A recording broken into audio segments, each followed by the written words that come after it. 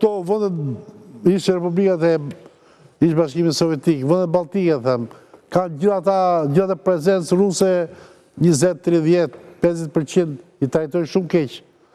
Nuk do kujdeset, është në kushtetutën e Federatës Ruse për kujdesja për kryetarët rusë. Ka bishtin papa, do me thënë Rusia do të kujdeset pa tjetër për populatën ruse në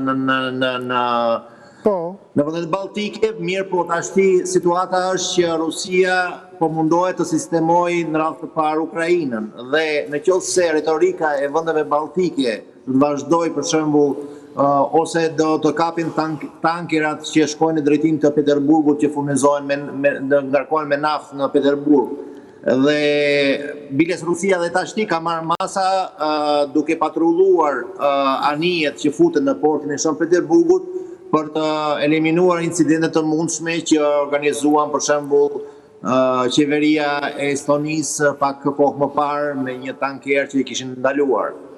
Nga ana tjetër, do me thënë, rusët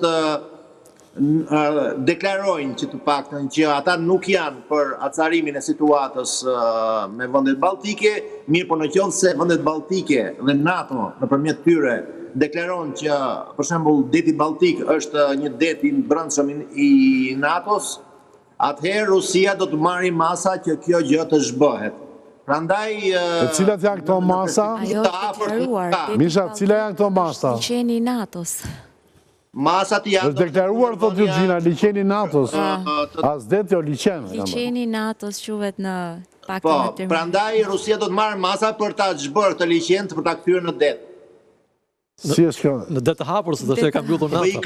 ka mundësitë edhe ushtarake dhe geopolitike Rusia për të bërë, domethënë për të kundërvënë NATO-s. Po domethënë, sidomos pa mbështetjen e Bashkuara të Amerikës. Domethënë, u hap loja.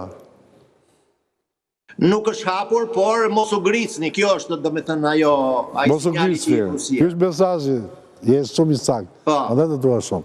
Edhe unë them, mirë bën mos gricen. Po gricen, këtu do jemi, do zoti do gjem në një bunker diku.